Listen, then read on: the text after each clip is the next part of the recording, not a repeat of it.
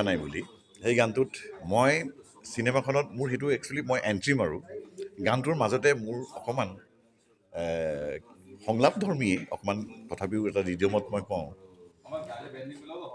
যে সুৰাত মগন এই দুনিয়া হুচত কোনো নাই ৰাতিৰ মৰম ৰাতিয়ে হেৰাই দিনত কৈ লাভ নাই একা বেকা কথা যদি বাই চান্স ওলাই যায় কচম দি থৈছোঁ কিন্তু নধৰিবা দায় যিহেতু প্ৰথম গৰাকী অভিনেতা বুলি ক'ব লাগিব যে এলিজাবেথৰ লগত আপুনি নৃত্য প্ৰদৰ্শন কৰিছে তাৰ বিষয়ে কি ক'ব আচ্ছা আমাৰ যিগৰাকী বেলে ডান্সাৰ লিজা আচলতে লিজা এলিজাবেথ হয় লিজা এগৰাকী খুব ভাল ৰাছিয়ান বেলে ডান্সাৰ আৰু অকল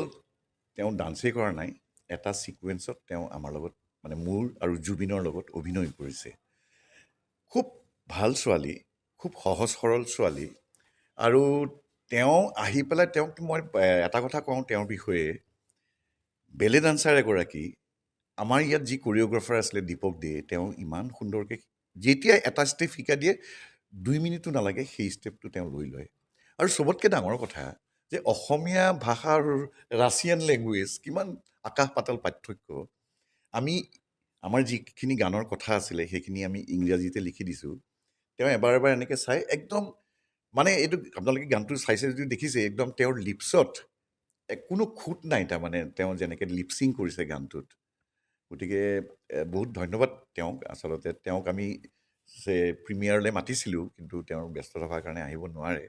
বুলি আমাক জনাইছে খুব ভাল অভিজ্ঞতা আৰু তেওঁৰ লগত যিকেইজন আছিলে আৰু লগত যিকেইজন আহিছিলে তেওঁলোকেও যথেষ্ট সহায় সহযোগ কৰিছে নহ'লেতো আমাৰ এই গানটো ইমানখিনি ভিউজ আমি নাপালোৱে হয় এতিয়াতো 1 মিলিয়ন ভিউজ ক্ৰছ কৰি গৈছে গানটোৱে এই তিনি অক্টোবৰ 1.6 হৈছে 1.5 মিলিয়ন গতিকে সেয়াই আৰু কথা লিজাক সম্পূৰ্ণ সহযোগিতা আমাক আগবঢ়াইছিলে যিহেতু আপুনি প্ৰথম গৰাকী অসমীয়া অভিনেতা যে এজনী ৰাছিয়ান বেলি ডান্সাৰৰ লগত ডান্স কৰিছে আপোনাৰ অভিজ্ঞতাটো মোৰনো কি আচলতে মোৰ অভিজ্ঞতাটো এইটোৱেই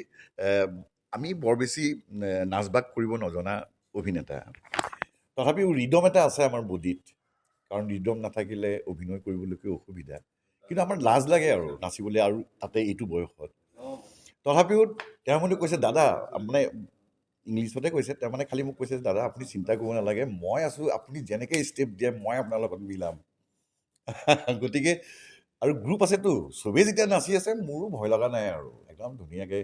নাচিছোঁ আৰু সৰ্বপ্ৰথমে মই অসমৰ ৰাইজক ধন্যবাদ জ্ঞাপন কৰিছোঁ যে আপোনালোকৰ মাধ্যমেৰে যিটো শুনিলোঁ ৰাইজৰ মাজত এটা আলোড়ন সৃষ্টি হৈছে অভিমন্যু আহি থকা বুলি গতিকে ৰাইজ নিশ্চয় সচেতন হৈছে বা ৰাইজ সজাগ হৈছে দেখা পাইছে নিশ্চয় গতিকে আমাৰ উদ্দেশ্য এইটো অসমৰ ৰাইজক এনেকুৱা এখন চিনেমা আমাৰ ডাইৰেক্টৰ বা আমাৰ যিসকল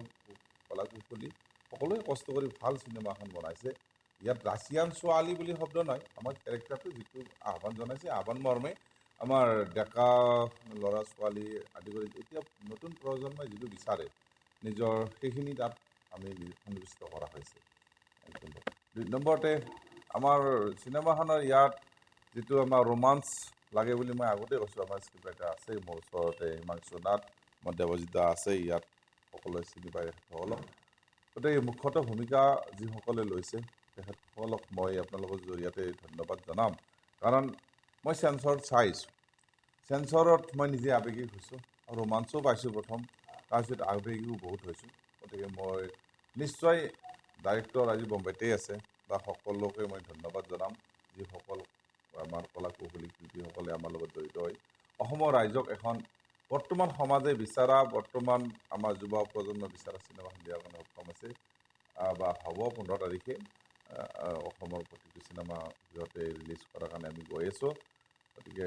তেখেতসকলক কামখিনি কৰি দিয়াৰ কাৰণে খুবেই মই আনন্দিত আৰু মই ধন্যবাদ জনাইছোঁ অসমবাসীৰ মাজত আমি এটাই মেছেজ দিব বিচাৰিছোঁ যে আমাৰ যিখিনি আমাৰ যিকোনো পৰিস্থিতিৰ মুখামুখি কৰাৰ কাৰণে ভাল বেয়া দুটা এই দুটাত আমি নিজকে সাহস কেনেকৈ গোটাব লাগিব আৰু দ্বিতীয়তে আমাৰ পৰম্পৰাৰ বা চৰকাৰে কি ধৰণে মানুহক চাই আৰু আমাৰ ছ'চাইটি বা সমাজৰ কি ডিউটি, ঠিক তেনেকুৱাকৈ দুই এজন ল'ৰা হ'লেও আমাৰ ছ'চাইটিৰ মাজত ওলাই যায়, কিবা এটা প্ৰতিবাদ কৰে। ঠিক তেনেকৈ প্ৰত্যেকটো প্ৰতিবাদৰ মাজতে কিবা এটা সমাধান হয়। গতিকে আমি ধৰণৰ ব্যৱসায়ৰ যিসকলে কৰিব তেখেতসকললৈ অকণমান মই সাৱধান বাণী পঠিয়াম, এই আপোনালোকে সুবিধা দিছে যিহেতু। কিয়নো দাদাইও কৈছে, মতলুদ্দিন দাদাই কৈছে, আমাৰ দেৱজিৎ দাদাইও কৈছে, ছবিখনৰ কাহিনী ৰচনা কৰিছে আমাৰ সন্মানীয় পৰিচালক অচিন্ত শংকৰ দাদা, আৰু সকলোৱে মিলি ডেভেলপ কৰা হৈছে। তাৰপিছত মোৰ ওপৰত গুৰু দায়িত্ব দিলে যে চিত্ৰনাট্য সংলাপ ৰচনা কৰিব লাগে। মই চেষ্টা কৰিলোঁ সকলোৰে গাইডেঞ্চৰ সৈতে, আৰু সম্পূৰ্ণ কৰাৰ পিছত দাদাই কোৱাৰ ধৰণে আমি বহু মাহ ধৰি পেলাই লিখা পৰ্যায়ে কোৱা নাই, মই সম্পূৰ্ণ কৰাৰ পিছত আমি সেইখনৰ ফুল প্ৰুফ কৰিবৰ কাৰণে সকলোৰে পৰা সমানে পৰামৰ্শ লৈ সকলোৰে বাছ বিচাৰ কৰি পেলাই আমি শ্বুটিং কৰিবলৈ আগবাঢ়িছিলোঁ। কাহিনীটোৰ কথা দাদাই কোৱা যিটো সাৰমৰ্মৰ কথা ক'লে, যে আজিৰ অভিমন্যুৰ কথাটো আমি সেইটোৱে দেখুৱাব খুজিছোঁ যে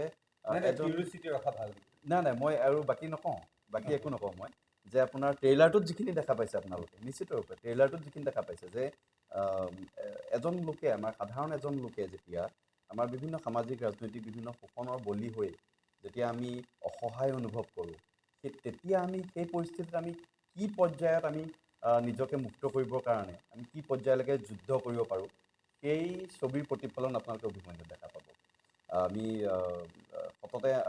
কমন মেনৰ যিটো পাৱাৰ সেইটো আণ্ডাৰ এষ্টিমেট কৰি দিয়া যায়। চ' ইয়াতে আমি তাৰ বিপৰীত ছবিখন দেখুৱাব চেষ্টা কৰিছোঁ। আৰু ট্ৰিটমেণ্টৰ ফালৰ পৰাও কওঁ, মই স্ক্ৰিপ্টৰ ক্ষেত্ৰত যিমানখিনি থিয়ৰিকেল প্ৰেক্টিকেল যিমান ট্ৰিটমেণ্টছ থাকিব পাৰে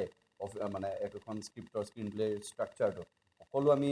ৰাখিবলৈ চেষ্টা কৰিছোঁ। নন লিনিয়াৰ টাইম লাইনৰ সৈতে আছে চিনেমাখন, চাই সকলোৱে ভাল পাব। এখন ৰোমেন্স, ড্ৰামা, থ্ৰিলাৰ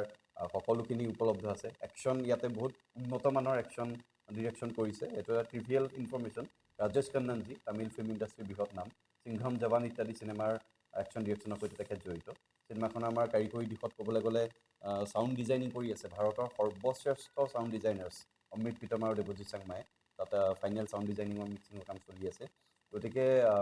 সততে হৈ যায়, ঘটি যায় ঘটনা এটা, যে কমাৰ্চিয়েল চিনেমা যেতিয়া, বিশেষকৈ অসমীয়া যিবিলাক চিনেমা কমাৰ্চিয়েলি বনোৱা যায়, তাতে প্ৰায় ক্ষেত্ৰত আমি অনুভৱ কৰোঁ, আমি নিজেও